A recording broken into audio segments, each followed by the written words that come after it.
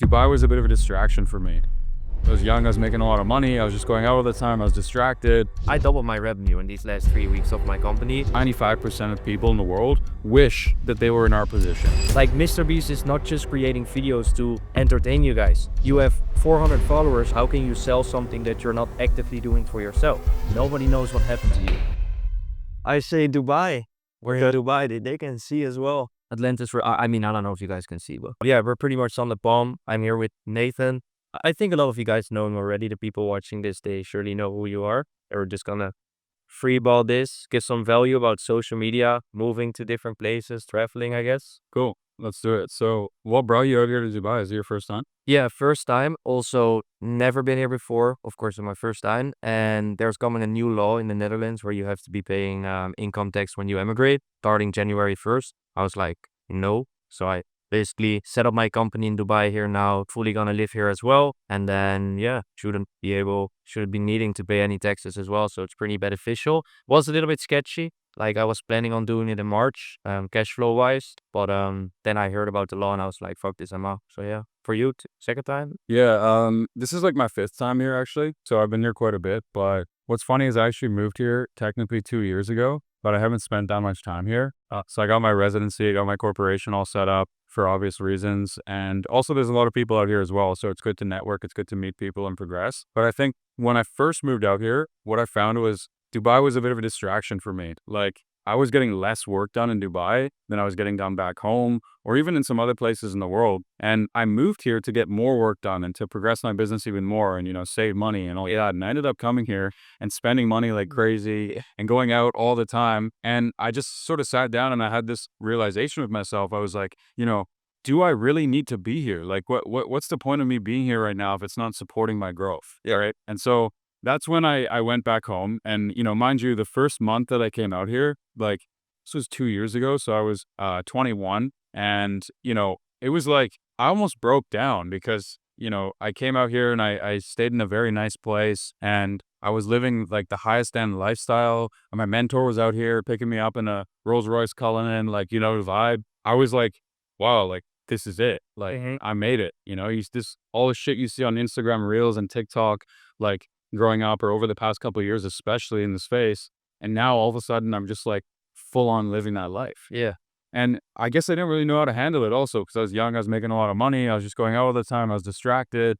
And so I went back home and I kind of, got my priorities straight again. And I did some more traveling and I just like learned more about myself, what's important to me, how to manage business with my personal life and kind of all that kind of stuff. Yeah. And then I just started flying in, every few months because you have to be here for a certain amount of time. Yeah. If you're a resident here and if you have a corporation here and all that stuff. And so I was kind of just meeting that minimum time requirement and then I was leaving. Yeah. But now I came back a month ago now and, I'll probably go home for the holidays and then come back and spend more time next year. But I think things are a little bit different for me, right? I've got a girlfriend now. I'm a lot more grounded. I'm, willing to kind of, say no to a lot more stuff. Like in the beginning, it was like, yes, yes, yes to everything. And that opened up a lot of doors and a lot of opportunity for me in my career and with traveling, moving out here in the first place. But I think at a certain point in your career, it goes from, teaching yourself how to say yes to all the opportunities to having to retrain that mindset and start saying no to all opportunities. Because if you have stuff in front of you that you need to work on, what you need to do to get to the next level, it's not always the wisest decision to be going out to every networking event possible or going out to as many dinners as possible. And so now I'm in a much better place to manage that. And so that's why I'm back out here and be spending more time moving forward, if that makes sense. That's funny though, because of course, yeah, to say about the opportunities, you have to know which one are the opportunities that you should be going to. And then secondly, for me, it's the complete opposite. So it's my first time being here. I've been here for 3 weeks. I'm leaving in 2 days or tomorrow, probably tomorrow. And I doubled my revenue in these last 3 weeks of my company, which is kind of insane. But I also kind of was eating chicken and rice. And on the other end of the table is my laptop. And for the last 3 weeks, I switched off between those two chairs from like going to the gym, coming home and then working from like 10 a.m. to like 11 or maybe even midnight. And then I was eating the chicken and rice, I was like, damn, I had nobody here. Like, there's nobody I can go to. There's no real friends that I can talk to right now. So yes, I doubled my revenue, but at what cost? Because if I would have stayed at home, I wouldn't have doubled my revenue, but I could have spent time with my girlfriend, could have spent time with my like OG high school friend. I still love him to death. He's doing something completely different, but he's my friend. And at some point, you really think that all these networking stuff and the people you see and the people you meet through like business or online are gonna be your real close friends, but they will never ever be feeling the same as like your OG friends. So it's kind of like, do you want to make the sacrifice to scale your business and like log in for a few weeks and then see your friends every now and then?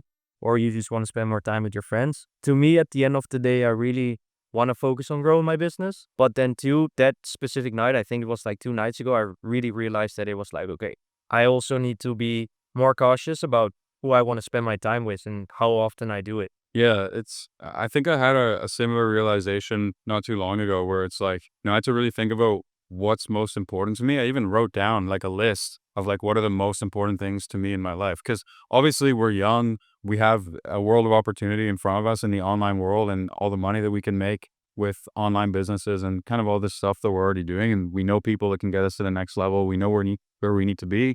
Dubai is one of those places where we're going to grow tremendously. Yeah. But it's also like, what do you want to do with your life? Because for me, I think right now, obviously, I'm chasing some pretty big goals. I want to get to, very, very high places with my business and, with online business in general. But I'm not willing to do that at the cost of spending, 12 months out of the next 5 years, head down, locked in Dubai, and that's it. Right. I want to travel. I want to experience new places to live because I think when you have the location freedom and the time freedom, the biggest mistake that you can do is not take advantage of it. Because look, there's millions of people. In fact, most of the world, I'd say like 95% of people in the world wish that they were in our position. Yeah. Meaning that they wish they could have that time freedom and location freedom, money aside, right? And so because we're not tied to a specific place or tied to a job or we have to be somewhere, I think it's super important for us to actually use that while we're young, right? Yeah. You don't want to end up like everyone else where you stay in one place for your whole life. And then by the time you're 60, you have this dream of going and traveling the world. And Yeah. who even knows if you're going to be alive then? Who knows how your body's going to function? We're young and healthy now. And I want to make the most of that. Yeah. So I think finding the right balance of, periods of time where you can put your head down, come out to a place like Dubai, meet up with all your entrepreneur, your online friends, and just level up and grow together is great. But then also having that downtime to go back home, to see your OG friends, to see your family, and then even another portion of time where you can go and you can travel and you can experience new places in the world because you never know. Like, over the past year, I've traveled to probably 25 to 30 different countries. Oh, that's crazy. Yeah, and it's opened my eyes tremendously. Like I've seen so many different places that I could see myself having a future in. I could see myself living there, could see myself vacationing there. And I wouldn't have known that if I didn't just sort of take the leap and start traveling. And although maybe my business revenue and how much money I make and all of that could have taken a hit from all the traveling, it's like I still gained in other aspects of my life and I opened my eyes up to like what's possible. I learned from different cultures. I met different people, right? And so I think with Dubai, it's great. It's a great place for us to be for a portion of the year. Yeah. Because if you're here all the time, 24/7, yes, your business revenue might grow at the fastest rate, but also what are you sacrificing? And you're sacrificing a lot, Yeah, I mean, what I just told to like the 3 weeks I've been here, like, bro, I was like, what the fuck am I doing it for? Like, there's nobody I can share the revenue that I doubled with right now. There was literally nobody I could text to go for dinner to like spend a little bit more money on dinner than I would use to because I could celebrate doubling the revenue. And then it hit me like, okay, we need to find a balance between all this. And yes, it's good to put your head down sometimes and really lock in and really just focus on work, but you can never forget about the important stuff. And at the end of your life, basically, like no amount of money is going to be crying about you dying. The only people that will actually care about it is like friends and family. And if you lose everybody along the way of scaling your business because, oh, I need to make as much money so I can create cool videos on social media and be like the cool guy, like nobody gives a fuck about you if you don't have real close people that you can talk to about certain problems. So yeah, I think it's easy to get lost in the whole make money online and you see people like you, people like me online driving cool cars, doing cool stuff, traveling, but like it's not always those happy moments, Yeah. you can get lost in the game super easily. And I think that's this was the first time I had it in like ever. So for me, it was like, okay, I don't think I should push myself even more unless I really want to. And for me, like I'm going home right now, spend the whole month with family stuff. Christmas is coming, and then probably like January, February, March, I would just clock in again to spend time with friends and family, and my girlfriend during the summer as well. Yeah, so, let's talk about the social media game because it's interesting. What we're seeing, I feel like, is the first time in history where, you have all these young people, they're having some success in business or whatever it is in life, and then they're sharing that success online, on Instagram Reels, on YouTube, on TikTok. And then what's happening is it's starting to become a huge market for this kind of stuff. There's millions of people around the world who want to watch videos of young, successful people hustling, building businesses, doing well, making money, all these things. And so naturally, when you start to build an audience, and the same thing happened for you, what happened to me a few years back is like all these people in your DMs messaging you, asking you for help and support. And so I used to run a mentorship program full blown for 2 years. And we scaled that up to multiple six figures a month. We did very, very well with it. But again, like when you're in that space, you start to kind of lose yourself. And I had to take a step back from social media, as in like fired most of my content team, to be honest. We paused the mentorship last year. We've been doing different stuff. We've still been progressing the personal brand, but doing it a little bit differently over this past year because we were getting lost and we're getting caught up in that sauce. And you see all the people in Dubai, they're all in the exact same position. So there's guys out there on the Palm, doing $1 million a month plus with their coaching businesses, which is all fueled by the social media content. And the reason why you get lost is because, look, let's say you have a business, let's say you have a brand, and you're making $100,000 a month, you're doing well with it. And then you say, okay, I want to talk about this on social media or whatever you're doing. So then you start social media and you start making content, but you realize that the audience wants to see, you living in penthouses in Dubai and living in villas on the Palm. And they want to see you driving around in Lamborghinis and Ferraris all the time and, buying all this expensive stuff and just living this like ultra high lifestyle that like only the pinnacle of people in the world live. Yeah. And what happens is you get more clients when you come to Dubai and you show that lifestyle, but at the cost of you sacrificing all of your time or as much time as possible doing this sort of like ultra flexy stuff. Yeah. And if that isn't really you, which I don't know about you, but it's not me to spend all of my time on yachts or driving around in supercars, and these kinds of activities, then you can run into a problem where you're spending all this money, you're having all this dopamine, all this stimulation of doing all this stuff. It's going to make you money because you're building your personal brand, but you start to lose yourself in the process. You're like, is this really me? Why am I doing this? This isn't genuinely who I am. And I'm showcasing all this to my audience. And so over the last year, what I did was I started to take a different approach. I'm like, I want to post content that actually resembles kind of my daily life, actually resembles the things that I'm interested in, and just be like authentically me. And although in some places we took a hit in terms of like not flexing as much, we also started to sort of grow a new style that now other people are jumping onto as well. And a lot of the content that I've pushed also on short form isn't necessarily about the flexing. Yeah, of course, there's a part where, you need money to live a good lifestyle, but a lot of it is about coming up with your OG friends, your day ones, your girlfriend by your side. And look what it did to your profile as well. I think your profile, I'm not sure because I haven't really checked the numbers, but I think it took a major growth when you started doing and creating content that was you. For me too, I have a personal branding agency. I have people coming to me and then I hop on a call and it's like, oh, then they want to do Daniel Dalen style. Then they want to do Nathan style. Then they want to do Onua Brother style. Then they want to do whoever. They always want to be somebody and want to create someone's style. And to me, it's like you can gain so much more followers that resonate with who you are as a person if you push out content that's actually you. And then like if I'm gonna be sitting here like Andrew Tate and speaking like him and pretending like I'm like Andrew Tate, it's gonna either make me look funny because people can instantly tell I'm not somebody who's like Andrew Tate. And then two, it's not gonna get me the right followers because I can't keep up with the personality. I'm not myself. So I think biggest thing people have as a misconception about social media is, oh, like right now Andrew Tate is popping off. I need to be the exact same on camera, exact same suit, exact same way of speaking, exact same editing, and I will get the exact same results. But people can feel it. Like you need to trigger an emotion within your videos. And if you can't trigger the emotion with your own story, then it's better for you to work on the story that you want to tell rather than focusing on just pushing out content because you want to push out content. 100%. Yeah, you look at Andrew Tate, like the way that he talks, his short form clips, his podcasts. Like I believe that that's genuinely him. He's not putting on a mask, which is why he's able to create so much content because it's so easy. It comes so natural because it is him, right? But all these Andrew Tate copycats, literally copying word for word what he's saying, kind of sitting and dressing the same way as him and trying to emulate everything that he does. It's like, yeah, they can do it and they might get some views, but they're never going to have the long-term growth because they can't keep up with the amount of output needed to be Tom Andrew Tate because they're always wearing this mask. Yeah. And to wear that mask, you can only do so for a couple hours of your day max before you're drained, before you're tired, right? And you look at some other big personal brands. You got like Iman, right? I believe So many Imans out there. exactly. I believe Iman is him. Like he dresses this old money way.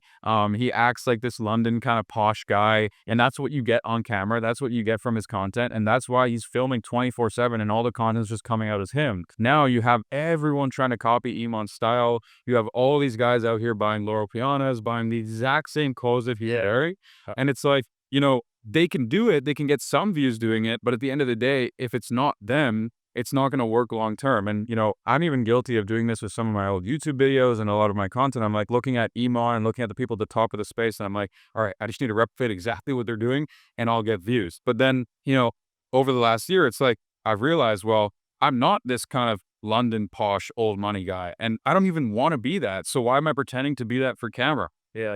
I'm from Canada and I'm going to own it. And I'm new money. I didn't come from money, right? I came from middle-class family, and that's what I'll say online, and this is how I say I was raised, and now I'm experiencing, the top 1%, the top 0.1% of how people live, and so your unique journey is unique to you, and you can't be better than somebody else at their journey or their story or their persona. You have to be you, and the advantage to that is that nobody can do you as good as you can do you. Yeah.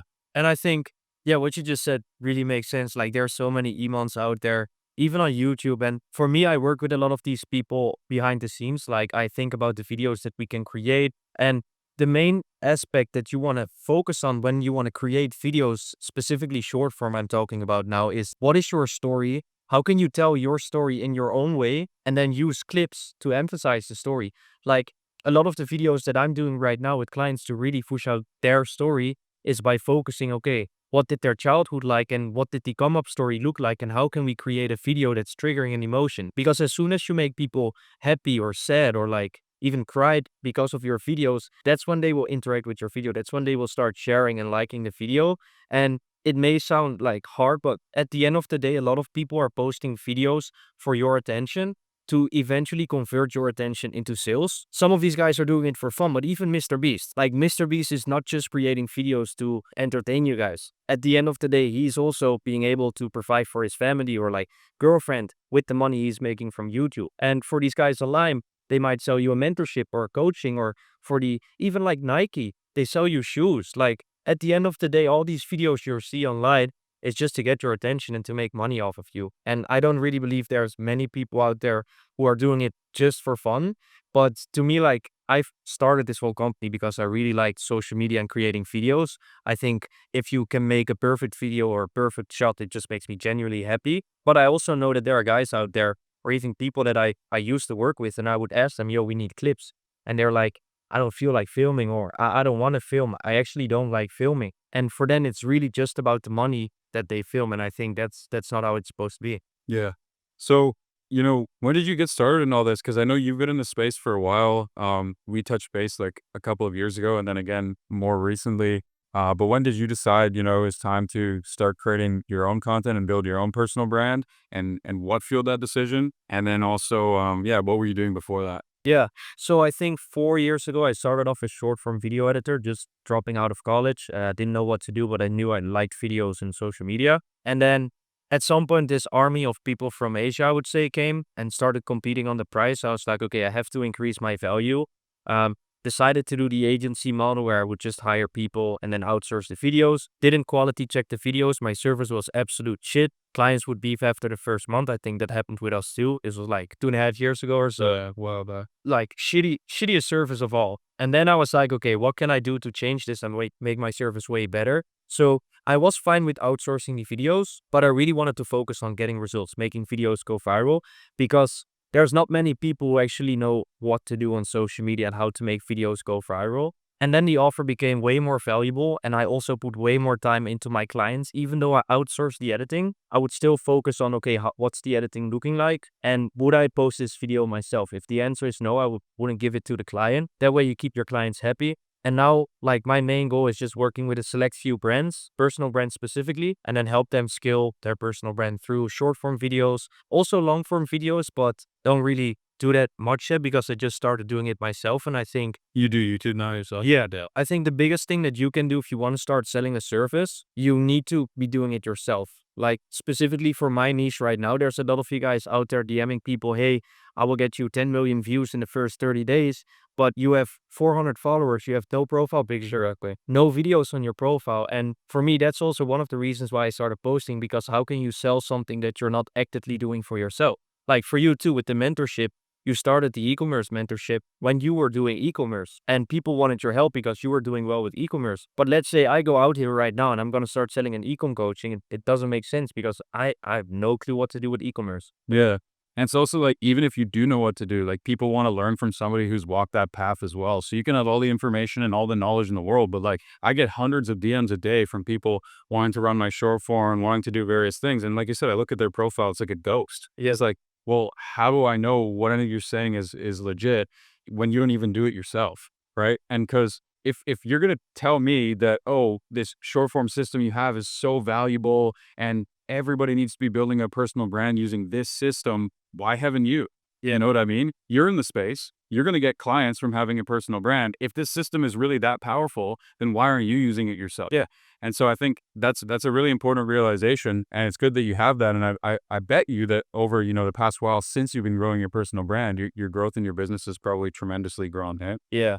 Yeah, so first it started off with just posting lifestyle, but there were no like clear offer on my profile, no bio, no like client results. And then since I started implementing the client results and also like showing on my stories what I do for other people, that's where it's like you DM these people, you have the story on your profile that you just hit 1 million views for another client of you, and then when you DM them, they can instantly click on your story, and if they see a result that you actually got for another guy, for example, 1 million views, who doesn't want to get 1 million views? Then it's like, okay, apparently this guy actually knows how to get results. I'm gonna give him the first reply.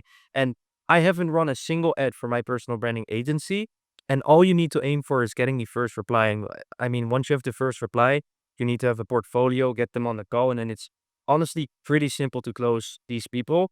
The only sketchy part about my whole offer is, and still to this day, I can work with anybody, but results are not guaranteed because results are on like the type of person. Some of these people want to work with me, but they have no experience on camera. Yeah. But then I'm also straight up front, very honest, like we're not going to get the same results that I got for another client because you need to get comfortable on camera and we need to train you how to be on camera. And it's like you are Pin, Yeah. he probably has a couple of years of content in his storage. He probably, filmed all this stuff. He maybe lives on the Palm. Yeah, he's got Rolls Royces and stuff. And another client of yours coming in as a ghost, has nothing, and he just wants to learn and get into all this stuff. It's like how you can't expect the same results, and it's definitely like on a client per client basis. And I think a lot of these short form agencies and guys that are DMing me all the time, they're like, oh, like we've done like 30 million views a month for Emon, and we can get you the exact same results, or we can get you better. And I'm like, well, I don't care. I want to see how good your content quality is. I'll give you some of my content. You put it together,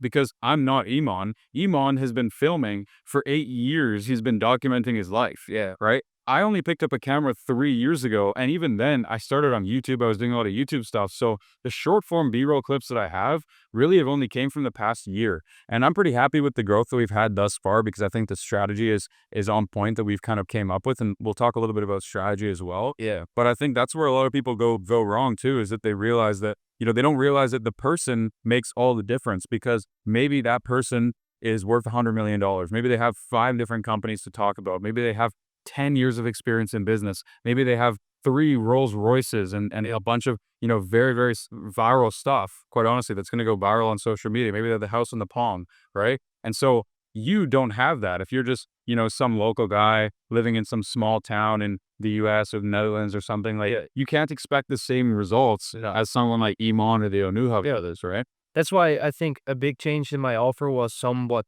coaching as well.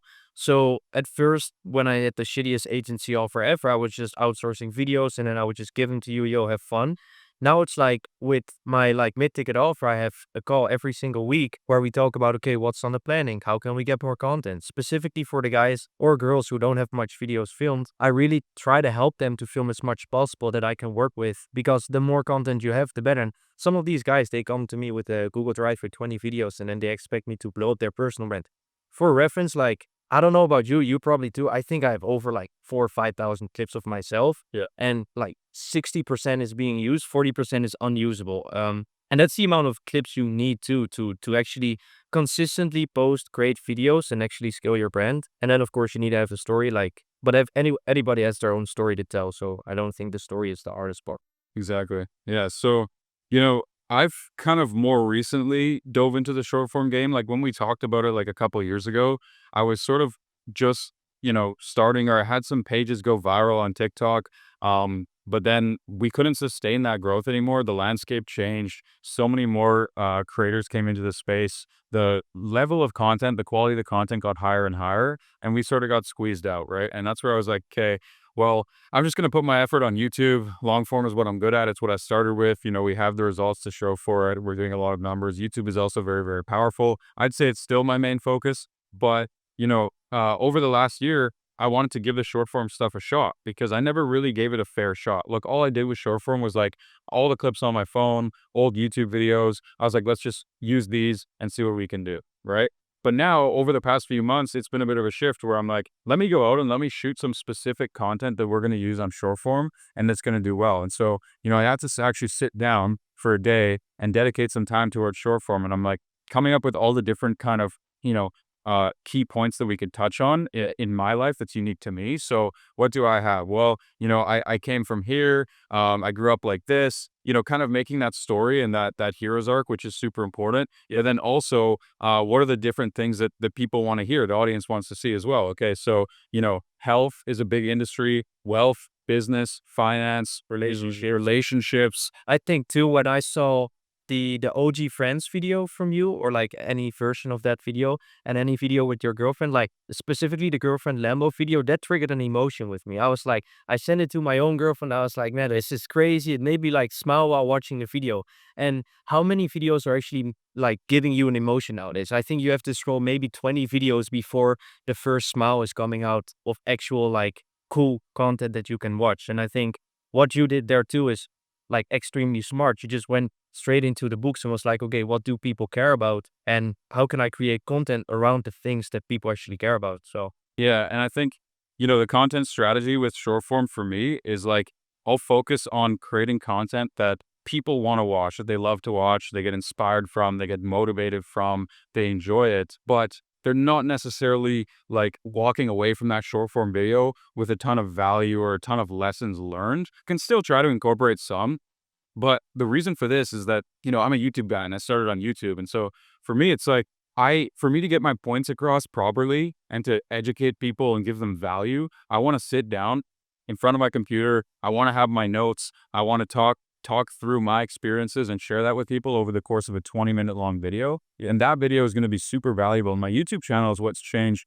thousands of people's lives. I've had people come up to me on the streets saying that their life has completely changed. They've made way more money. They're in a much better position because of me. The short form for me is more for awareness. So if I can make people, as you did, watch the video of me and my girlfriend and go, wow, one day I would like to have that with my girlfriend. I would like to be, in the Lambo together, driving off into the sunset. Then that is all I want from these videos, because from there, after people watch a 10-second video, they're going to be like, oh, okay, what does this guy do, right? And they're going to go to my page, they're going to look around, see my lifestyle, see what I have, see my results, see my success, see my relationships, things like that. And they're going to be like, okay, I kind of want to learn from this guy. I want to see like what he's all about. They go to my YouTube channel, and that's where life will start to get changed. And that's my goal with the whole content system. yeah, I had a pretty similar thing going on right now.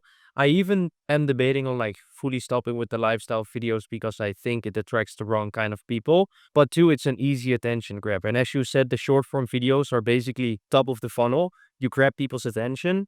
Maybe even the first video, they're not going to follow you. But then 2, 3 videos in, they're like, okay, let's check out the profile. Oh, all these videos are sick. Let's follow him. And then, oh, they see a story. You posted a YouTube video. You provide insane amounts of value within the YouTube. And then they're like, okay, this guy just solved my problem for free on YouTube. What if I pay him? What if I can buy his coaching? What if I can buy his course or mentorship? And it's like, if I got so much value for free on YouTube, how much value can I get from this guy or girl if I pay him or her? And that's like really looking at it at a big business perspective. But I think at the end of the day, that's the goal. Even people watching my YouTube that like can't even do stuff or don't even have the money to invest into certain things, like they still say, yo, like the Mykonos vlog, for example, first vlog, 12K views, crazy results for a first vlog. But people are like, yo, the vlog is crazy. And then they also watch the valuable video that's on my YouTube.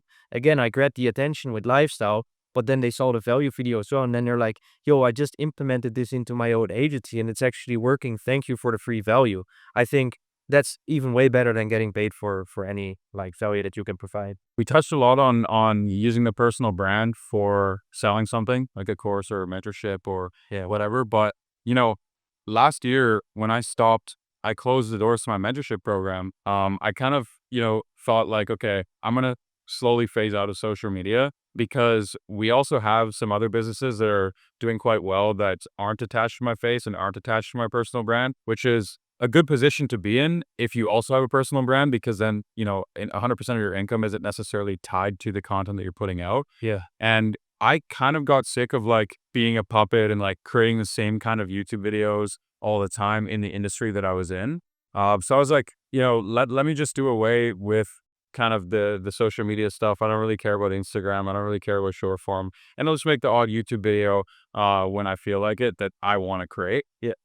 Because we closed the doors to the mentorship. So we're not really using it for business. Yeah. Therefore, what's really the point of taking this thing so big unless you want to be famous or, something like that. And for me, like, I don't really care about like just views and exposure. There needs to be a reason. There needs to be like a method to the madness or a point as to why I'm creating a personal brand. And so when I kind of stepped away for a little bit, it also made me realize how powerful a personal brand is in other ways, unrelated to just making money from selling a mentorship or selling a course or whatever. Yeah. So, I mean, number one is the network effect, right? So the personal brand, like I realized, has given me so much over the past couple of years. I mean, we wouldn't be sitting here having this conversation right now. I wouldn't know who you are if I didn't post, and vice versa if you didn't post. And that carried out to so many relationships in my life. Some of, my great friends and mentors that I currently hang out with and work together all the time now has came from just me posting organic videos to Instagram and YouTube. And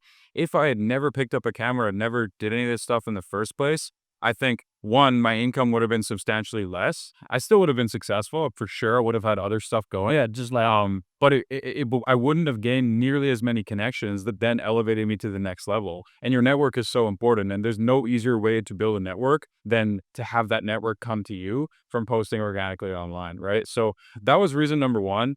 And then, secondly is there's a lot of hidden benefits with the personal brand. You're going to get referrals, you're going to get in the right rooms, you're going to get exclusive access to things. In some cases, free hotels, free accommodation. sports car. Exactly. It's like the perceived value goes up so much. I've also met people with insane amounts of followers where after spending time with them, I was like, okay, you're not the guy I thought you were. But to a lot of these, I'm super small following, by the way, to some people big, but I only have 10K followers on IG and about 500 subscribers. And then TikTok, I have 50K. I don't do much for TikTok though.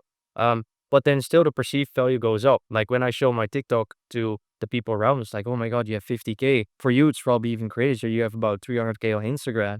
It's like, okay, like what do you do? Well, how did you get all these followers? Because basically the amount of followers means that there are so many people interested in what you do that to high level people, when you show the amount of followers that you have, it's like, okay, this guy must be doing something interesting because there are so many people following him. It's same with supercars. If you pull up in a supercar, it's always, who's this guy? Like, what does he do? And with the big personal brand, it's the exact same effect. Like, who is this guy? What is he doing? Yeah, 100%. Like, also these benefits came in other areas of my life that I didn't expect. Like, for example, when I'm looking at real estate and I'm talking to all these real estate agents, they are going to be treating me better than, anybody else because I have followers and I'm in this position, right? Yeah. They know that they can get exposure from me if the deal goes well. But on top of that, um, you know, they are going to be providing excellent hospitality and excellent service because they want good referrals, they want good reviews. They know that my network is vast and I could connect them with a lot of people. Mind you, I can make commission, I can make money from simply connecting other people because I have that personal brand. And it's so valuable. I'm providing value to two different people, completely different people just because they follow me. And I get to make money for making that intro or making that connection. Yeah. And so when I started to go about life and realize, like, wow, like, I'm only treated this way because of what I did, because I picked up the camera and filmed. And even if I had the same amount of financial success or the same amount of success in my business, at the end of the day, there's thousands of businesses out there doing the same amount of revenue as mine, if not more. But why am I getting treated as if, I'm royalty? And well, it's because I started posting, right? And so I realized I wanted a lot of those benefits to stay in my life. But I didn't want the constant pressure of having to churn out video after video to sell something. And so now what I'm doing with the personal brand is, again, I'm using short form as much as possible for awareness. And then I'm dropping as much value, providing help and advice and solutions to people on YouTube. And I can still make money from that, right? If I teach somebody how to do something, I can refer them to somebody else. I can make an affiliate commission. So a lot of the stuff that I'm doing with my personal brand right now is affiliate. It's a win-win-win. It's a win for me because I get to provide value. I get to grow my personal brand. I get to make money in multiple different streams, as well as the affiliate commission. Yeah, a win for the person that I'm affiliating for.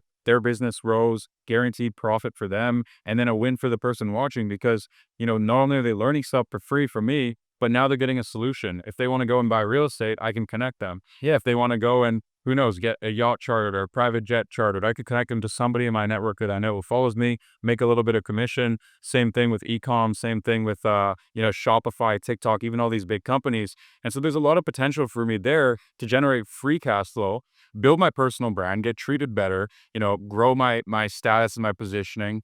And then inevitably, if I do want to create another business in the near future that I know I could leverage my audience to help grow, then that's always going to be there too. It's an asset. It's like almost like having real estate, like your digital real estate, right? Because if I ever want to build something, immediately I have hundreds of thousands of people who might be interested in my pocket. And that's a huge head start and so much easier for us to create a business Yeah. than it is for somebody else who doesn't have a personal brand already. Yeah, it's even funny because the way I hire people right now, and of course I'm really in the create videos and online world, but I just post a story on my Instagram that I'm looking for an X type of person. For example, looking for a short form video editor. Boom, I get like 40 DMs of short form video editors.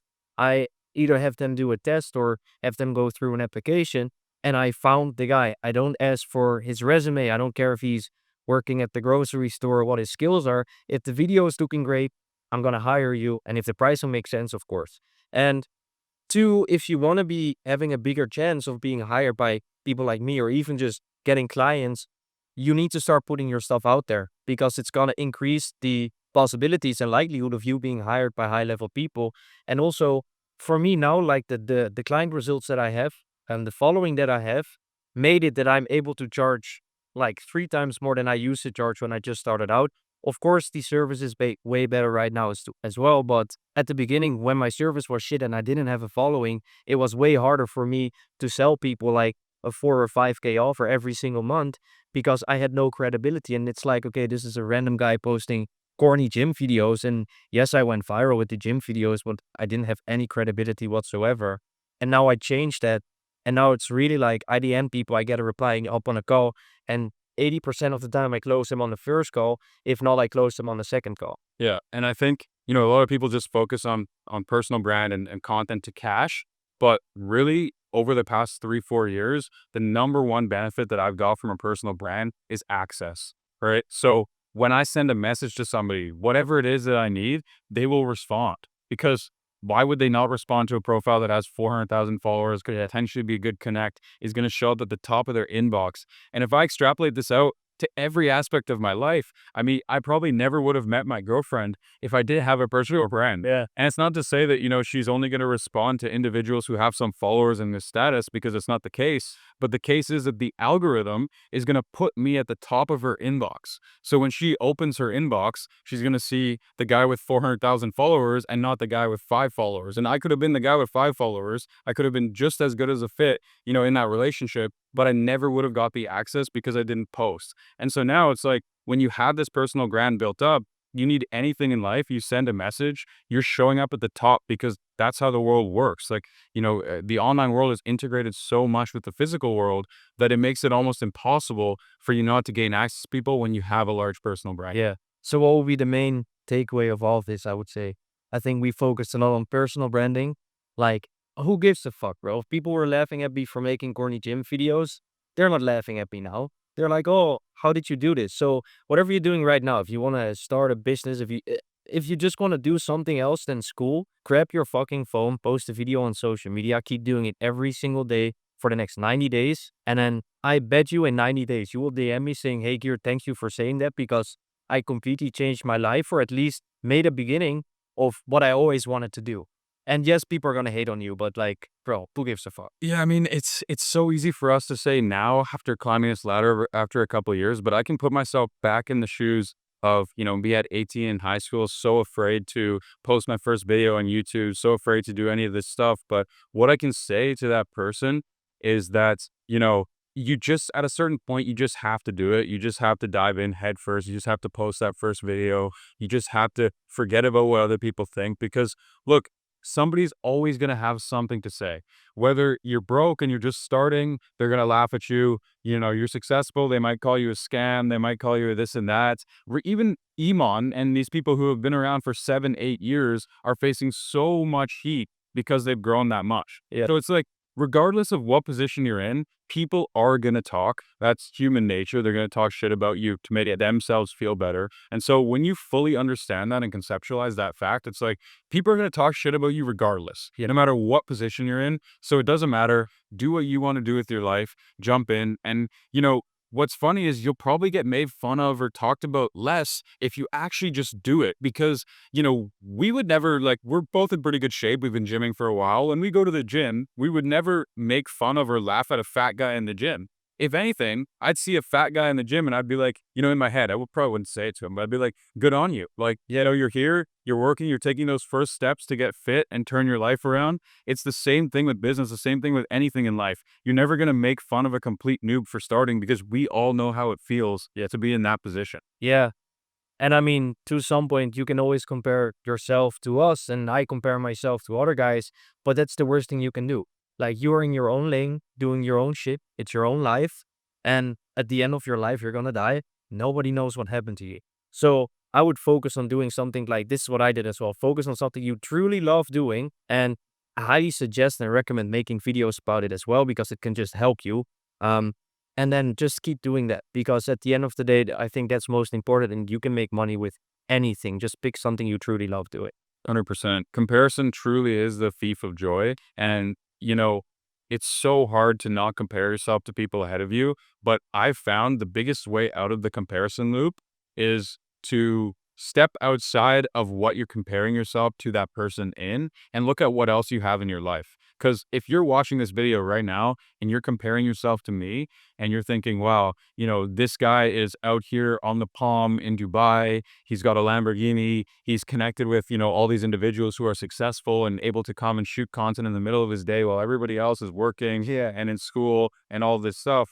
Well, you also don't see the fact that, for multiple years of my life, my head was down behind my computer when everybody else was out partying, when all of my friends were making a couple $100s a night at their serving jobs, and then we go to the bar and, maybe open up a table at the club and do these kinds of things when we're younger. I chose to stay home every single day, every single night, and sacrifice so much of my life. And then, even now I look at guys who are my age, 23, 24, who are worth 50, $100 million, very, very successful. Maybe some of them are posting online.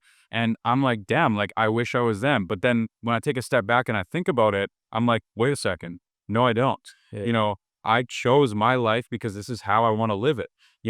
I haven't reached those levels of success yet because I've spent a lot of time prioritizing my family and, being around my parents and making sure that I always fly home and I spend all these important events with them and having a girlfriend and making sure that I spend a good amount of my time daily with her and having my OG friends and not letting go of them just because I should only be hanging around with people who are successful or making more money than me to get me in those rooms. And if I compare to those people, I'm like, you know what? I don't really want to be like that. I'll get there in time, but they've made a lot more sacrifices than me. Yeah, so that's the thing you always have to remember is that you can't just compare yourself in one aspect because we as humans, we all want different things. We all prioritize different things. And there's a reason why we're at the level that we're at. And it's likely because we prioritize other things in our life. Yeah, I agree.